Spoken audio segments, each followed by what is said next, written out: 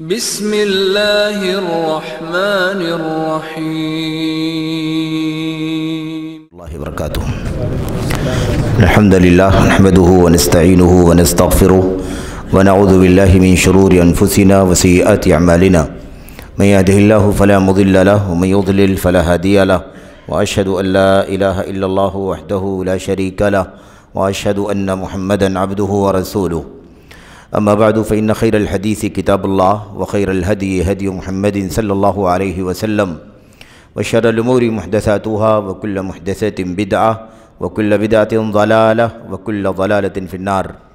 اعوذ بالله من الشيطان الرجيم واعبدوا الله ولا تشركوا به شيئا وبالوالدين احسانا الى آخر الآية فيما قال الله سبحانه وتعالى في سورة النساء. اللہ کی توفیق سے، اس کے فضل و کرم سے کتاب التوحید کے آج کے درس میں مصنف نے سورۃ النساء کی ایک آیت کریمہ ذکر فرمائی ہے. مضمون وہی چل رہا ہے، اللہ تبارک و تعالیٰ کی توحید، اس کا معنی، اس کا مفہوم، اور اللہ تبارک و تعالیٰ نے جتنے بھی انبیاء اور رسول علیہم الصلاۃ والسلام کو مبعوث فرمایا، سب کو یہی مشن دے کر کے بھیجا کہ اپنی اپنی قوموں کو اس بات کا حکم دیں کہ وہ اللہ کی عبادت کریں صرف اور صرف، اور اللہ تعالیٰ کے ساتھ کسی کو شریک نہ ٹھہرائیں. اس سے پہلے والی آیت کریمہ کا مضمون بھی وہی تھا، اور وہی مضمون آج کی اس آیت کریمہ میں بھی ہے. اس سے پہلے والی آیت کریمہ میں اللہ نے فرمایا وَقَضَى رَبُّكَ أَلَّا تَعْبُدُوا إِلَّا إِيَّاهُ. اللہ تعالیٰ نے فیصلہ کر دیا ہے کہ اللہ تعالیٰ ہی کی عبادت کرو، کسی اور کی عبادت نہ کرو. اس آیت کریمہ میں، یہ سورۃ النساء کی آیت کریمہ ہے، اس میں فرماتا ہے اللہ تبارک و تعالیٰ وَاعْبُدُوا اللَّهَ وَلَا تُشْرِكُوا بِهِ شَيْئًا. اللہ تبارک و تعالیٰ کی عبادت کرو، اس کے ساتھ کچھ بھی شریک نہ ٹھہراؤ، کچھ بھی. یہ ایک آیت کریمہ ہے جس میں اللہ نے کیا فرمایا؟ اللہ تعالیٰ کی عبادت کرو، اس کے ساتھ کچھ بھی شریک نہ کرو. دوسری آیتیں آپ کو ملیں گی اس سیاق کی بھی آیتیں، یعنی کچھ بھی، کوئی چیز بھی اللہ تبارک و تعالیٰ کے ساتھ شریک نہ کرو. یہ ایک طرح کی آیتیں ہیں، یہاں بھی ہے اور بہت ساری جگہوں پر بھی ہے. ایسے ہی ایک دوسری آیت کریمہ ہے جس میں اللہ تبارک و تعالیٰ نے یہی مضمون کہ اللہ ہی کی عبادت ہونی چاہیے، شرک نہیں ہونا چاہیے، اس کی وضاحت کرنے کے لیے اللہ تبارک و تعالیٰ نے فرمایا کسی کو بھی شریک نہ ٹھہراؤ. سورۃ الکہف کی آخری آیت کریمہ کی تلاوت کریں. اللہ تبارک و تعالیٰ نے اس کے اندر کیا فرمایا آخر میں؟ فَمَنْ كَانَ يَرْجُو لِقَاءَ رَبِّهِ فَلْيَعْمَلْ عَمَلًا صَالِحًا وَلَا يُشْرِكْ بِعِبَادَةِ رَبِّهِ أَحَدًا. یہاں اللہ تبارک و تعالیٰ نے فرمایا وَلَا تُشْرِكُوا بِهِ شَيْئًا. سورۃ الکہف کی اس آیت کریمہ میں اللہ تبارک و تعالیٰ نے فرمایا وَلَا يُشْرِكْ بِعِبَادَةِ رَبِّهِ أَحَدًا. تو احدا، کسی کو بھی شریک نہ ٹھہراؤ. یہاں اللہ نے فرمایا کچھ بھی شریک نہ ٹھہراؤ. یہ شیئا اور احدا، یہ دو الفاظ ساری مخلوقات کو اپنے اندر سمیٹ لیتے ہیں. جتنے بھی غیر اللہ ہیں، اللہ کے سوا جتنے بھی ہیں، خواہ وہ جاندار ہوں، جانداروں کی جتنی کیٹیگری ہو سکتی ہے، انسان ہیں، جن ہیں، فرشتے ہیں، چرند ہیں، پرند ہیں، حیوانات ہیں وغیرہ، جتنے بھی جاندار ہیں، کیڑے مکوڑے، مکھی مچھر، سب اس کے اندر شامل ہیں.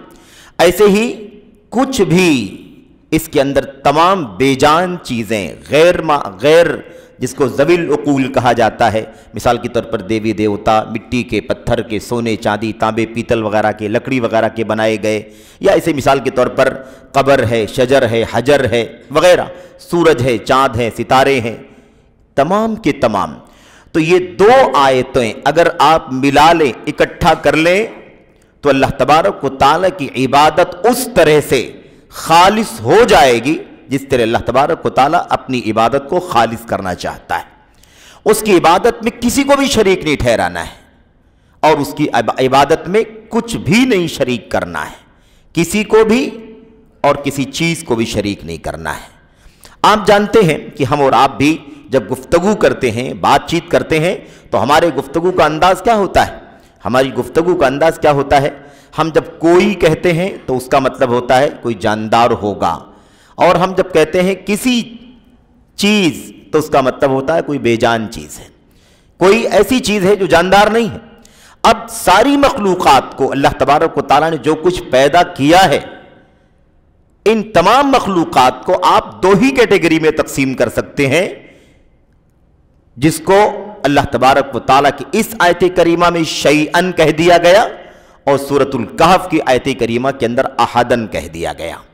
اگر اللہ تبارک و تعالیٰ کی عبادت کو، اس کی بندگی کو احدن سے پاک کر دیا گیا، یعنی کسی کو بھی شریک نہیں ٹھہرایا گیا، اور اللہ تبارک و تعالیٰ کی عبادت کو کچھ بھی چیز سے پاک کر دیا گیا، کسی بھی چیز کو شریک نہیں ٹھہرایا گیا، تو اس کا مطلب یہ ہے کہ اللہ تبارک و تعالیٰ کی عبادت ویسے ہو رہی ہے جیسے اللہ تبارک و تعالیٰ کی عبادت مطلوب ہے۔ تو یہاں آیت کریمہ میں اللہ تعالیٰ نے فرمایا شیئن، کچھ بھی شریک نہ ٹھہراؤ۔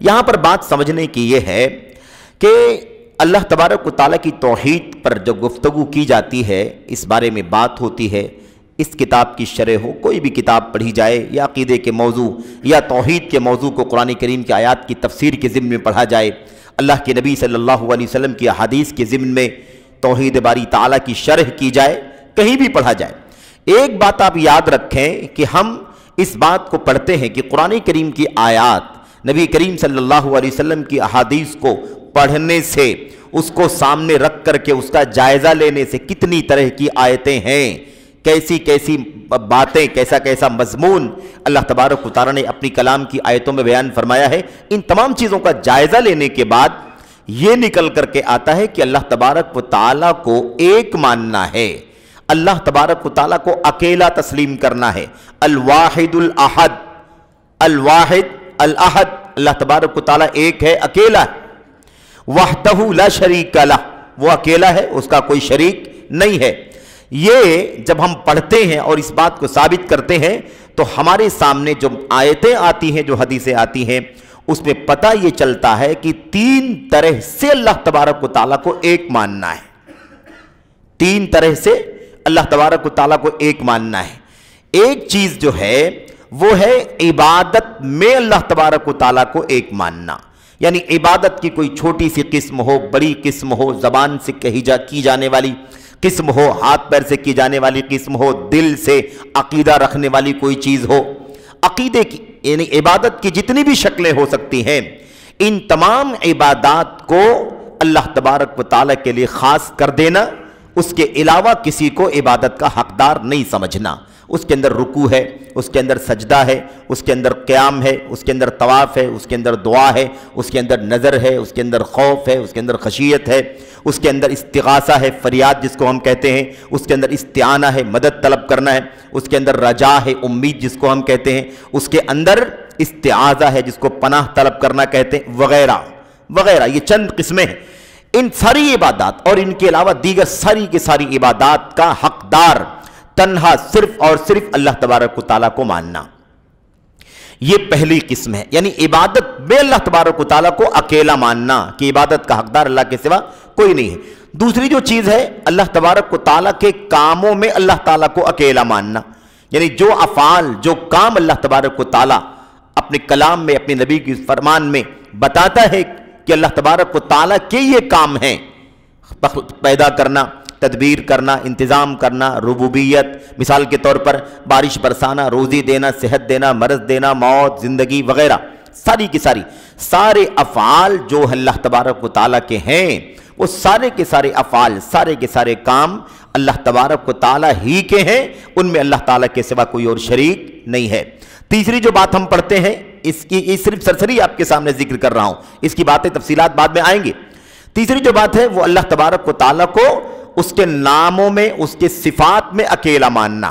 جتنے نام اللہ کے قرآن میں آئے ہیں، سنت میں آئے ہیں، جتنے نام، جتنے صفات اللہ کے نبی کی حدیثوں میں آئے ہیں، ان تمام ناموں کا، ان تمام صفات کا حقدار صرف اور صرف اللہ تبارک و تعالیٰ ہے۔ وہ نام کسی اور کے نہیں ہو سکتے، وہ صفات اس طرح سے کسی اور کے نہیں ہو سکتے۔ یہ تین قسمیں تو ہم جانتے ہیں، یعنی تین طرح سے اللہ تبارک و تعالیٰ کو ایک ماننا، تین طرح سے اللہ تبارک و تعالیٰ کی وحدانیت کا اقرار کرنا۔ لیکن ابھی تک آپ نے جو آیتیں پڑھی ہیں، اس سے پہلے والی بالکل شروع میں جو آیت کریمہ پڑھی تھی، اس میں اللہ نے کیا فرمایا؟ وَلَقَدْ بَعَثْنَا فِي كُلِّ أُمَّةٍ رَسُولًا أَنِ اعْبُدُوا اللَّهَ وَاجْتَنِبُوا الطَّاغُوتَ۔ ہم نے ہر قوم کے اندر نبی بھیجا اور ہم نے اس کو اسی بات کا حکم دیا تھا کہ اپنی قوم میں جا کر کے کیا کہو؟ اعبدوا اللہ ولا تشرکوا بہ، اعبدوا اللہ واجتنبوا الطاغوت، ان اعبدوا اللہ واجتنبوا الطاغوت، اللہ تبارک و تعالیٰ کی عبادت کرو، طاغوت سے، اللہ کے سوا تمام سے کیا کرو؟ پرہیز کرو۔ بات آئی تھی کہ طاغوت میں 5 چیزیں بڑی بڑی آتی ہیں، ورنہ طاغوت بہت سارے۔ اچھا، وہاں بھی آپ نے کیا دیکھا پہلی آیت میں کہ اللہ کیا فرما رہا ہے؟ ہر قوم کے نبی بھیجا اور ہر نبی کو جو حکم دیا تھا وہ کیا دیا تھا کہ اپنی قوم میں جا کر کے یہ کہو کہ اللہ کی عبادت کرو اور اللہ کے سوا تمام لوگوں سے اجتناب، دوری اختیار کر لو، کسی اور کی عبادت نہ کرو۔ وہاں بھی بات کیا تھی؟ عبادت کی۔ دوسری آیت ہم لوگوں نے پڑھی پچھلے درس میں، اس میں اللہ نے فرمایا وَقَضَىٰ رَبُّكَ أَلَّا تَعْبُدُوا إِلَّا إِيَّاهُ، اللہ نے حتمی فیصلہ کر دیا ہے کہ اللہ تعالیٰ کی ہی عبادت کرو، کسی اور کی عبادت نہ کرو۔ وہاں بھی عبادت کا ذکر ہے۔ تیسری آیت کریمہ آج ہم پڑھ رہے ہیں، اس آیت میں اللہ تبارک و تعالیٰ فرماتا وَاعْبُدُوا اللَّهَ وَلَا تُشْرِكُوا بِهِ شَيْئًا، اللہ تعالیٰ کی عبادت کرو، اس کے ساتھ کسی کو شریک نہ ٹھہراؤ۔ آگے بھی آیتیں آ رہی ہیں، کئی ایک آیتیں مزید آئیں گی اور آتی رہیں گی۔ مضمون یہ سمجھنا ہے کہ ہم لوگوں نے توحید 3 طرح سے سمجھا ہے نا، اللہ تعالیٰ کو 3 طرح سے اکیلا ماننا ہے، لیکن جتنی آیتیں گزر رہی ہیں ان تمام آیتوں میں ایک قسم کو ہی بیان کیا جا رہا ہے۔ ایک قسم کو، کون سی قسم ہے وہ؟ پہلی قسم ہے، یعنی عبادت کا حقدار صرف اور صرف کون ہے؟ اللہ تبارک و تعالیٰ ہے۔ یہی پیغام پہلے آیت کریمہ میں، یہی پیغام دوسری آیت میں، یہی پیغام آج کی اس تیسری آیت کریمہ کے اندر۔ بات اصل میں یہ ہے کہ یہی سب سے بڑا مسئلہ ہے دنیا کے اندر، یہی سب سے بڑا مسئلہ ہے دنیا کے اندر۔ وہ جو توحید کا جو دوسرا پہلو ہے، رب کے اعتبار سے اللہ کو ایک ماننا، اللہ کے کاموں میں اللہ کو اکیلا جاننا، اس میں جھگڑا بہت معمولی ہے۔ دنیا میں، کائنات میں، مختلف زمانوں میں، مختلف صدیوں میں چند لوگ گزرے ہیں جن کو انگلیوں پر گنا جا سکتا ہے جو اس توحید میں اللہ تبارک و تعالیٰ کے ساتھ کسی کو شریک کرنے والے پیدا ہوئے، ورنہ زیادہ لوگ نہیں ہیں، چند لوگ ہیں۔ اور تیسری جو قسم ہے، اللہ تعالیٰ کے ناموں میں اللہ کو ایک ماننا، اللہ کے صفات میں اللہ کو ایک ماننا، اس میں بھی گمراہی اتنی نہیں ہے جتنی گمراہی اس پہلے والی توحید کے اندر ہے۔ اس لیے آپ کو ساری آیتیں جو مل رہی ہیں وہ کیا مل رہی ہیں؟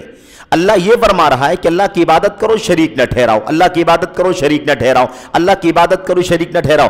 اللہ نے ان 3 آیتوں میں کہیں نہیں فرمایا کہ رب مانو شریک نہ ٹھہراؤ، رب مانو شریک نہ ٹھہراؤ، رب مانو شریک نہ ٹھہراؤ۔ اللہ کے ناموں کا، اللہ کے صفات کا اقرار کرو، شریک نہ ٹھہراؤ، اللہ تعالیٰ کے ناموں کا، صفات کا اقرار کرو، شریک نہ ٹھہراؤ۔ یہ باتیں ابھی تک نہیں آئی ہیں اور یہ آپ کو ملیں گی، ایسا نہیں کہ نہیں ملیں گی، لیکن آپ کو پورے قرآن کریم کے اندر، اللہ کے نبی علیہ السلام کی حدیثوں کے اندر توحید کا جو سب سے خطرناک مسئلہ ہے، جس میں نبیوں میں اور نبیوں کی قوموں میں ہمیشہ جھگڑا رہا، پہلے رسول سے لے کر آخری رسول تک جو سب سے بڑا جھگڑا تھا وہ یہی جھگڑا تھا۔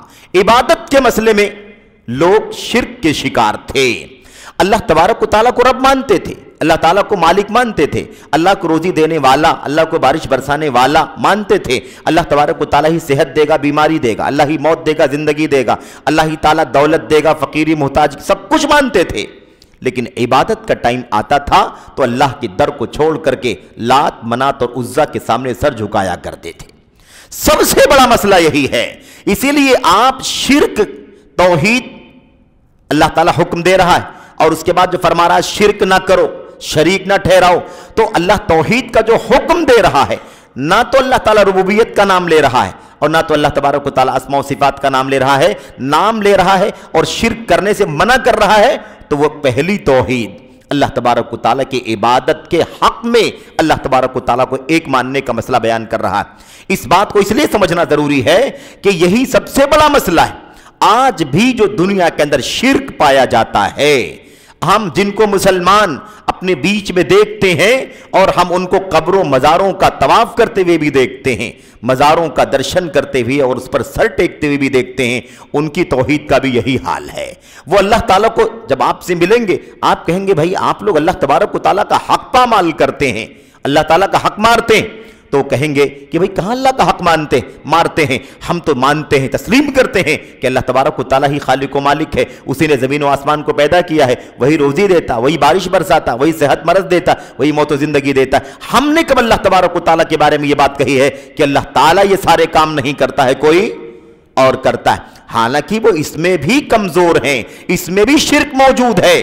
کتنے مزاروں پر جا کر لوگ اولاد کا سوال کرتے ہیں کہ نہیں کرتے ہیں؟ کتنے درگاہوں پر جا کر کے لوگ دولت کا سوال کرتے ہیں کہ نہیں کرتے ہیں؟ کتنے ایسے لوگ ہیں جو اللہ تبارک و تعالیٰ کے در کو چھوڑ کر کے اللہ تعالیٰ کے بندوں کے دروں پر جا کر، مردے ہوں یا زندے ہوں، ان کے سامنے جا کر کے وہ اپنی مرادوں کا سوال کرتے ہیں، اپنی حاجات کا، اپنی مطالبات کا تذکرہ کرتے ہیں اور ان سے گریہ کر کے مانگتے ہیں. ایسے کتنے شرک موجود ہیں. لیکن سب سے جو بڑا مسئلہ ہے وہ اسی کا ہے، اسی عقیدے توحید عبادت کے باب میں. اسی لیے اس بات کو بار بار بیان کیا جا رہا ہے. شرک نہ کرو یہ کہنے سے پہلے ربوبیت کا ذکر نہیں آتا ہے. عام طور پر ربوبیت کا ذکر نہیں آتا، عام طور پر اسماء و صفات کا ذکر نہیں آتا ہے. سب سے زیادہ ذکر کس کا آتا ہے؟ اللہ تبارک و تعالیٰ کی عبادت کا ذکر آتا ہے، حکم دیا جاتا ہے. انبیاء کی سیرت دیکھ لو. انبیاء علیہ السلام، حضرت نوح علیہ السلام سے لے کر کے آپ کے سامنے پوری تاریخ 25 انبیاء کا تو ذکر ہے، اور اکثر انبیاء علیہ السلام کا ان میں سے اللہ تبارک و تعالیٰ نے وہ پیغام بھی قرآن کریم کے صفحات پر نوٹ ہے، اللہ تعالیٰ کا کلام اترا ہے. وَاعْبُدُوا اللَّهَ وَلَا تُشْرِكُوا بِهِ شَيْئًا. نوح علیہ السلام نے اپنی قوم سے کہا، اے میری قوم کے لوگوں، اللہ کی عبادت کرو، اس کے ساتھ کسی کو شریک مت ٹھہراؤ. مَا لَكُم مِّنْ إِلَٰهٍ غَيْرُهُ. اللہ کے سوا تمہارا کوئی معبود نہیں ہے، تمہارا کوئی معبود نہیں. رب نہیں کہا، کیا کہا؟ اللہ تعالیٰ کے سوا کوئی تمہارا معبود نہیں ہے. ایسے ہی حضرت ہود نے، ایسی حضرت صالح نے، ایسے حضرت شعیب نے، ایسے ہی حضرت موسیٰ نے، عیسیٰ نے، ایسے ہی ابراہیم علیہ السلام نے، حضرت اسماعیل نے، حضرت یعقوب نے، حضرت اسحاق نے، اور دیگر انبیاء علیہ السلام نے، اور آخری نبی محمد الرسول اللہ صلی اللہ علیہ وسلم نے اسی بات کی تعلیم دی، بار بار اسی بات کا حکم دیا. اور 13 سال تک تو مکے میں اللہ تبارک و تعالیٰ کی اسی بندگی کا حکم دیتے دیتے دنیا بھر کی اذیتیں، تکلیفیں برداشت کی. لیکن اس دعوت کو، اس پیغام کو کبھی بھی کمزور ہونے نہیں دیا. دنیا کی لالچ دی گئی، دولت کی لالچ دی گئی، حکومت کی لالچ دی گئی، سرداری دینے کا وعدہ کیا گیا، یعنی آفر دیا گیا حکومت کے ساتھ بادشاہ بنا لیے جانے کا، کہ آپ کو بادشاہت دے دی جاتی ہے، آپ تسلیم کر لیجئے. اور یہ بھی کہا گیا اگر آپ کو شادی کرنی ہے کسی خوبصورت اور امیر ترین لڑکی سے، عورت سے، تو ہم آپ کا نکاح کیے دیتے ہیں. سب کچھ آپ کے لیے ہم تیار رکھتے ہیں، ہم آپ کو سب کچھ دینے کے لیے تیار ہیں. لیکن آپ اسی پیغام کو، اسی بات کو بولنا بند کر دیں. آپ کیوں ہمارے معبودوں کا نام لیتے ہیں؟ کیوں ان کی بے کسی بے بسی بیان کرتے ہیں؟ کیوں ان کی کمزوری بیان کرتے ہیں کہ وہ فائدہ نہیں پہنچا سکتے، نقصان نہیں پہنچا سکتے، مکھی نہیں بھگا سکتے، کسی کی صحت، کسی کی بیماری کا ان کے پاس کوئی اختیار نہیں؟ آپ کیوں آخر ہمارے معبودوں کی کمزوریاں بیان کرتے ہیں؟ ہم نے باپ دادوں کو انہی کی پرستش کرتے ہوئے پایا ہے، اس لیے ہم انہی کے راستے پر چلتے رہیں گے. آپ ان کی کمزوری، ان کی بے کسی بے بسی بیان نہ کریں، ان کے ضعف کو لوگوں کے سامنے نہ پھیلائیں. ہم باز نہیں آنے والے ہیں.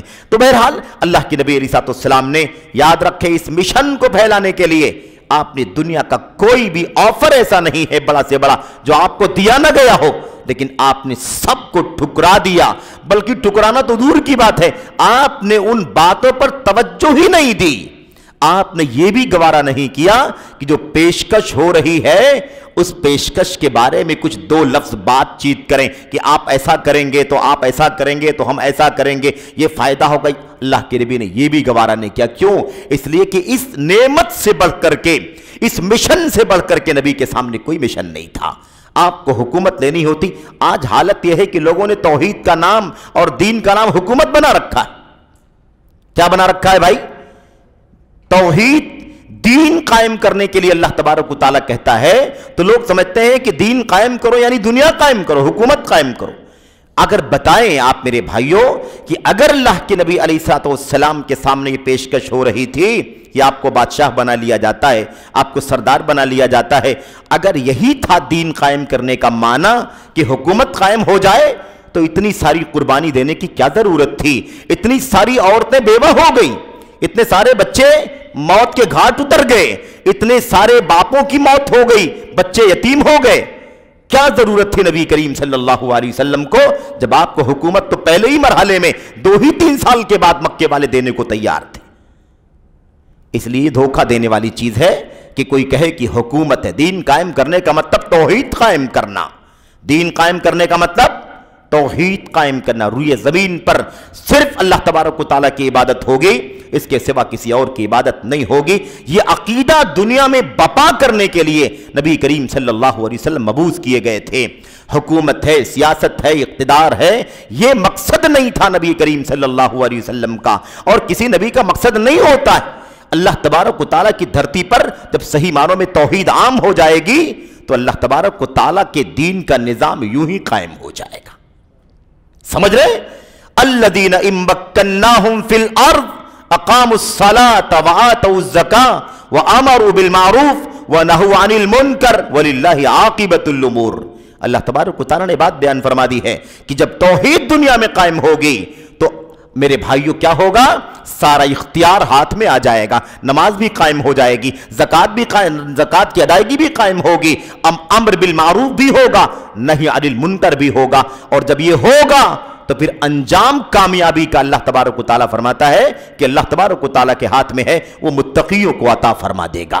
تو یاد رکھیں کہ یہ سب سے بنیادی مسئلہ ہے، اسی لیے اس مشن سے سمجھوتا نہیں کیا جا سکتا۔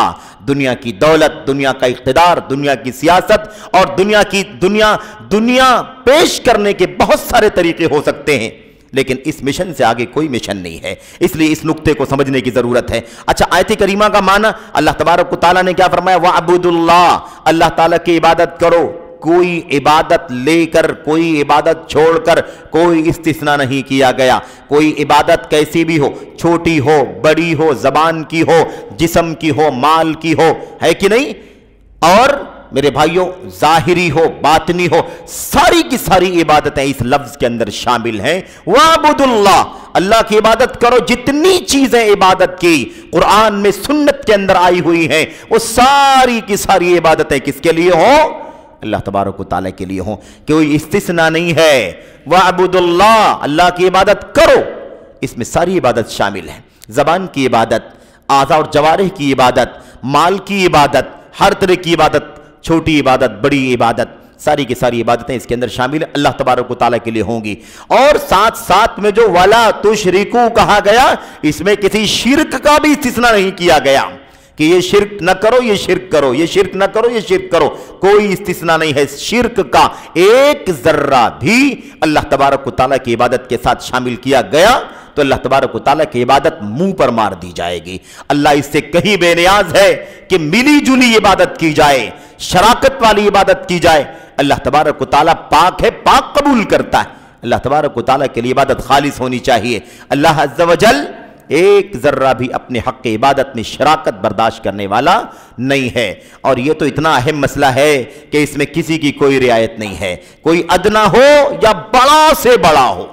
آپ بتائیے کہ انسانیت میں پوری سب سے اونچا مقام ہمارے اور آپ کے نبی محمد الرسول اللہ صلی اللہ علیہ وسلم کا ہے کہ نہیں ہے؟ اللہ کے نبی علیہ السلام سے زیادہ پیارا رب ذوالجلال کے نظر میں کوئی بھی نہیں ہے۔ آپ کو اللہ نے انسانیت کا سردار بنایا، آپ کو انبیاء کا سردار بنایا، آپ کو دنیا میں بڑی عظمتیں عطا فرمائی، اور مرنے کے بعد بھی اللہ تبارک و تعالیٰ پوری انسانیت کے سامنے، اولین سے لے کر کے آخرین تک سب موجود ہوں گے، سب کے سامنے اللہ تبارک و تعالیٰ آپ کے مقام کو نمایاں کرے گا قیامت کے دن۔ لیکن اس کے باوجود بھی اللہ تبارک و تعالیٰ نے فرمایا لَإِنْ أَشْرَكْتَ لَيَحْبَطَنَّ عَمَلُكَ، اے اللہ کی نبی، اگر آپ نے بھی بالفرض سپوز اگر آپ نے بھی شرک کیا، لَيَحْبَطَنَّ عَمَلُكَ، تو یقیناً آپ کے بھی سارے اعمال برباد ہو جائیں گے۔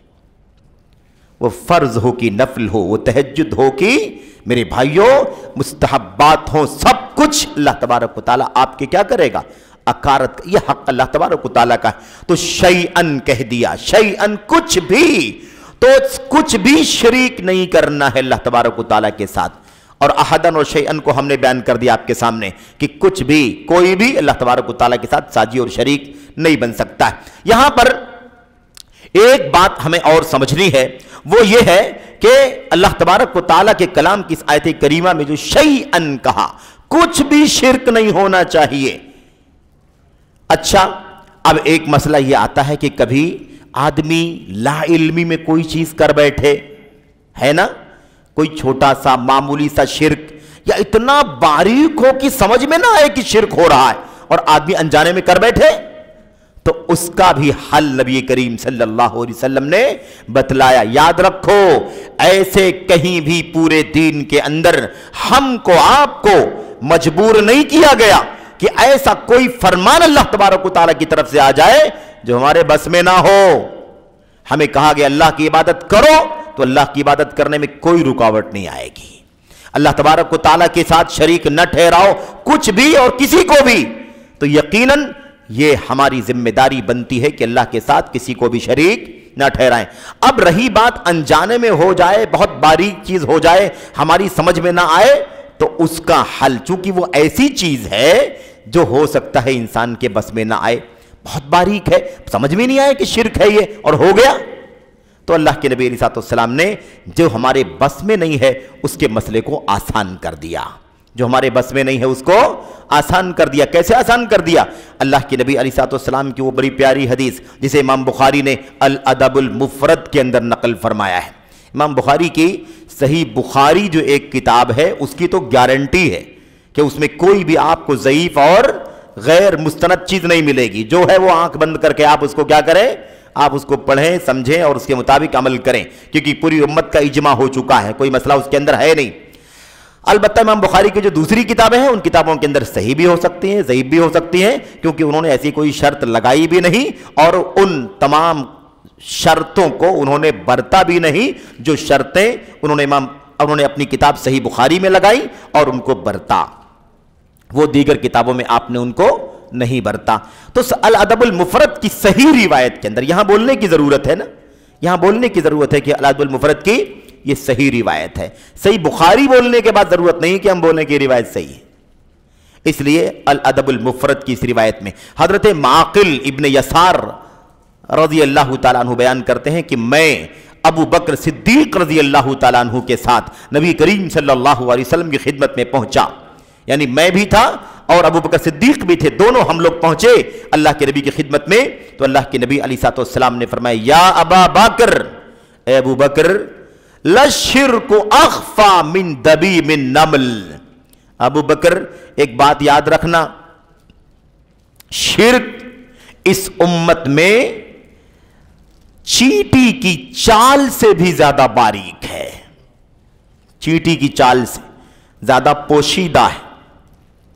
بعض روایتوں میں آیا ہوا ہے الشرک فی هذه الامہ اخفى من دبیب النملۃ السوداء علی صفات سوداء فی ظلمۃ اللیل، یعنی یہ ہے معنی اس کا کہ امت کے اندر، اس امت میں شرک جو ہے وہ اتنا باریک ہے، اتنا باریک ہے کہ بالکل باریک چیٹی اور وہ بھی کالی ہو اور بالکل تاریک رات ہو، بالکل اندھیری رات اور کالی چٹان پر چل رہی ہو، تو کیا کسی کو پتا چلے گا اس کے چال کا؟ کہاں ہے وہ چیٹی، کہاں چل رہی ہے؟ تو اس کو دیکھنا ممکن نہیں، اس کو جاننا ممکن نہیں، اس کی چال سننا ممکن نہیں، کتنا باریک ہے۔ اللہ کے نبی نے فرمایا اس سے بھی زیادہ باریک ہے اس امت کے اندر شرک۔ کتنا خطرناک ہے بھائی۔ اللہ کے نبی صلی اللہ علیہ وسلم نے یہ بات بیان فرمائی تو صدیق اکبر رضی اللہ تعالیٰ عنہ نے کہا اللہ کے نبی اتنا باریک ہے شرک؟ ہم تو یہ سمجھتے ہیں کہ شرک جو ہے یہی ہے کہ کوئی اللہ تبارک و تعالیٰ کے ساتھ کسی اور کی عبادت کرے، کوئی اللہ تبارک و تعالیٰ کے ساتھ کسی اور کی عبادت کرے۔ یہ بات ابو بکر صدیق رضی اللہ تعالیٰ عنہ نے فرمائی تو اللہ کے نبی نے فرمایا والذی نفس محمد بیدہ، اللہ کی قسم جس کے ہاتھ میں میری جان ہے، محمد کی جان ہے یا میری جان ہے، لَشِرْكُ أَخْفَى فِي هَذِهِ الْأُمَّةِ مِن دَبِيبِ النَّمْلِ، اس امت کے اندر شرک चींटी की चाल से भी ज्यादा बारीक है। लेकिन घबराओ नहीं, घबराओ नहीं, मैं तुम्हें एक दुआ सिखाए देता हूं। इदा कुल्तहु ज़हब अन्का कलीलुहु व कसीरुहु, एक दुआ सिखला देता हूं। वो दुआ अगर तुम पढ़ लोगे तो छोटा शिर्क हो, बड़ा शिर्क हो, मामूली शिर्क हो, ज्यादा शिर्क हो, कलील हो कसीर हो, थोड़ा हो ज्यादा हो, और कितना भी बारीक हो, ये सब का सब क्या होगा, उस दुआ के पढ़ने से खत्म हो जाएगा। अल्लाह के नबी अलैहिस्सलाम ने वो दुआ सिखलाई, और ये दुआ हम भी याद कर लें, पढ़ें, जिनको याद है वो भी पढ़ें, और जिनको नहीं याद है वो याद कर लें, पढ़ें। क्योंकि हम भी, अगर सिद्दीक़ अकबर को इस बात का डर था कि अल्लाह के नबी इतना बारीक है तो हम कैसे अपने आप को शिर्क से बचाएं, अगर सिद्दीक़ अकबर को डर था तो हम आपको कितना डर होना चाहिए उस शिर्क से बचने के लिए। और अंजाम क्या है, जिंदगी की सारी मेहनतें अकारत हो जाएंगी। वो तहज्जुद गुजारियां जो रातों में हमारे करते हैं वो सब के सब क्या हो जाएंगे, सब के सब अकारत हो जाएंगी। अल्लाह के नबी अलैहिस्सलाम ने फरमाया कि तुम ये कह लिया करो, अल्लाहुम्मा इन्नी आऊज़ु बिका अन उशरिका बिका शैअन, अन उशरिका बिका व अना अअलम व आऊज़ु बिका लिमा ला अअलम व अस्तगफिरुका लिमा ला अअलम।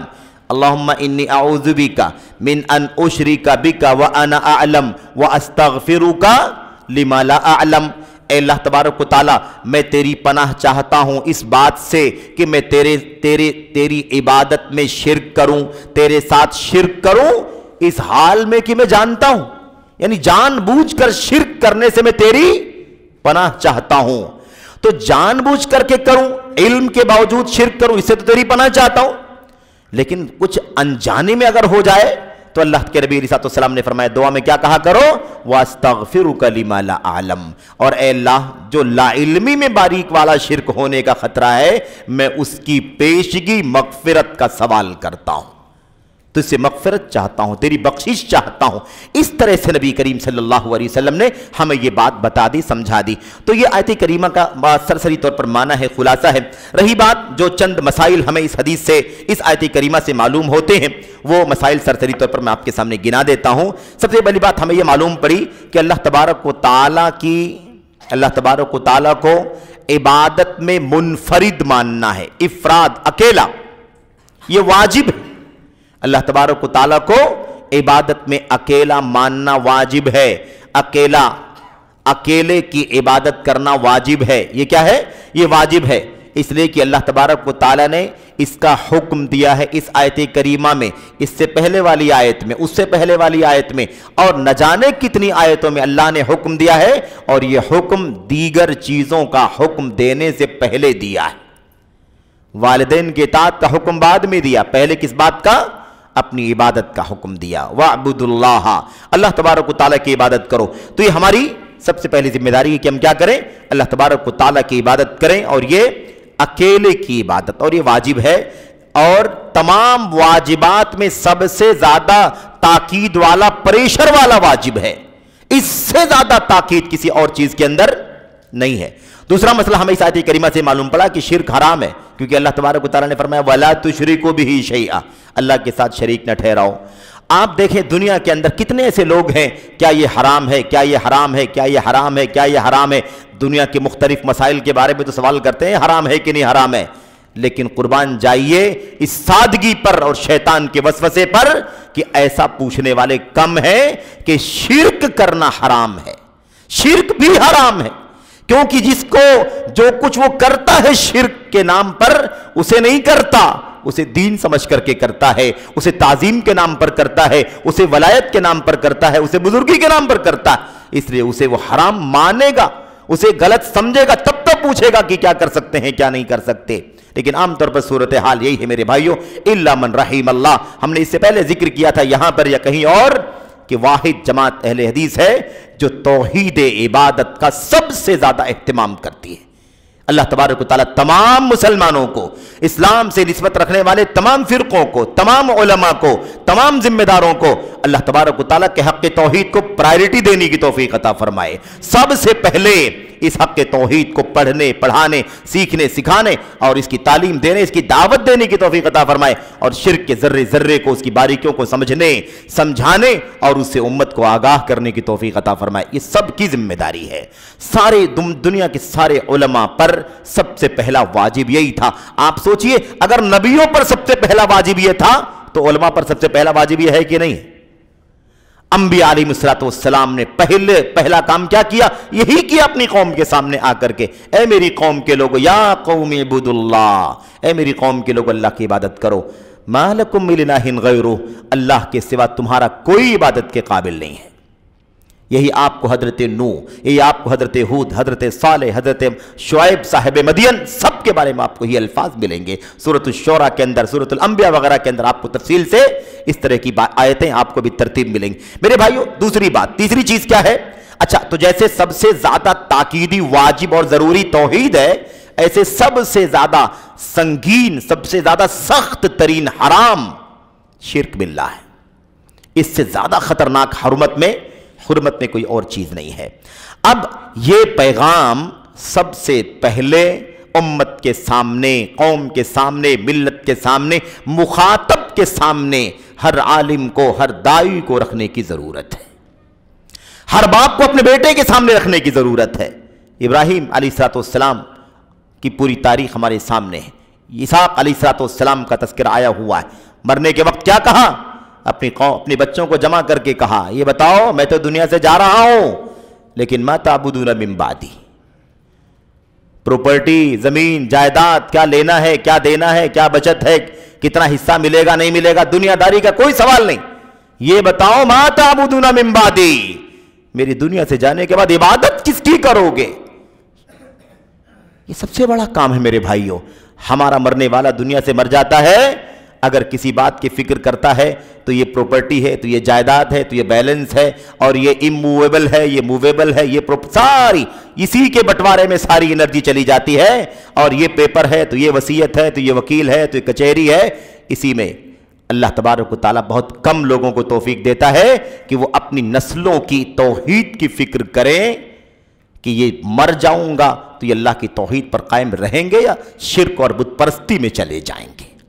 इब्राहीम अलैहिस्सलाम अल्लाह से दुआ करते हुए कहते हैं, वजनुबनी व बनी अन नअबुदल असनाम, अल्लाह मुझे और मेरे बच्चों को इस बात से बचाना कि हम बुतों की पूजा करें।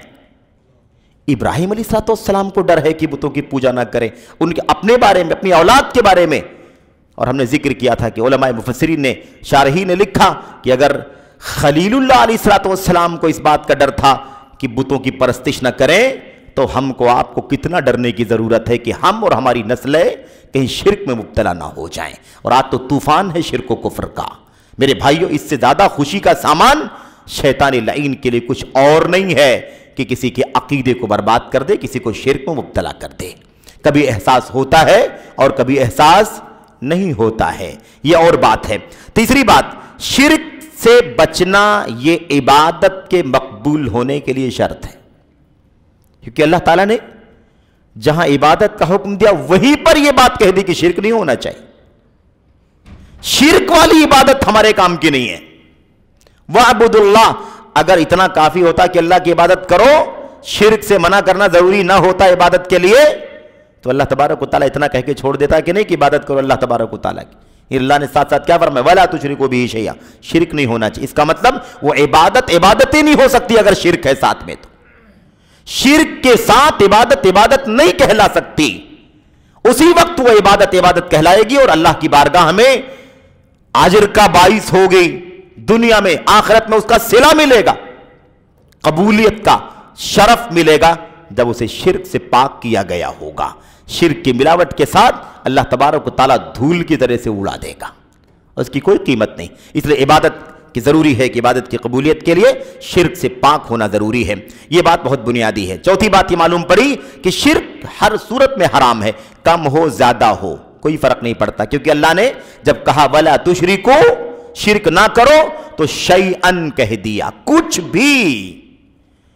थोड़ा ज्यादा, एक मक्खी का पर भी शरीक नहीं कर सकते भाई। अगर पहाड़ शरीक नहीं कर सकते तो मक्खी का पर भी शरीक नहीं कर सकते। और اگر کسی ادنا انسان کو ادنا مخلوق کو اللہ کی عبادت میں شریک نہیں کر سکتے میرے بھائیوں، تو حضرت ابراہیم کو بھی اللہ کا شریک نہیں کر سکتے.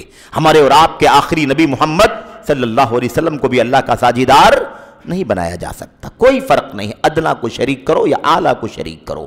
ایسا نہیں ہے کہ بڑی ہستی کو شریک کرو گے یا کوئی کرے گا تو اسے نظر انداز کر دیا جائے گا کہ شریک تو کیا ہے لیکن ہستی بہت بڑی ہے اس لیے ذرا اس کا گناہ ہلکا ہونا چاہیے. نہیں، شرک تو شرک، اللہ کا حق پامال ہو رہا ہے.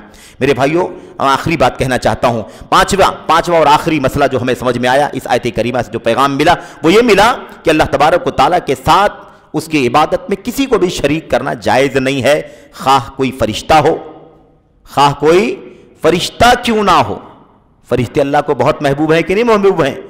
الملائکۃ المقربون، یہ ملک مقرب، اللہ کے مقرب بندے ہیں. لیکن فرشتوں کو بھی اللہ کا شریک نہیں ٹھہرایا جا سکتا، کسی نبی کو شریک نہیں ٹھہرایا جا سکتا، کسی صالح نیک آدمی کو، کسی بزرگ کو، کسی ولی کو اللہ تعالیٰ کا شریک نہیں ٹھہرایا جا سکتا.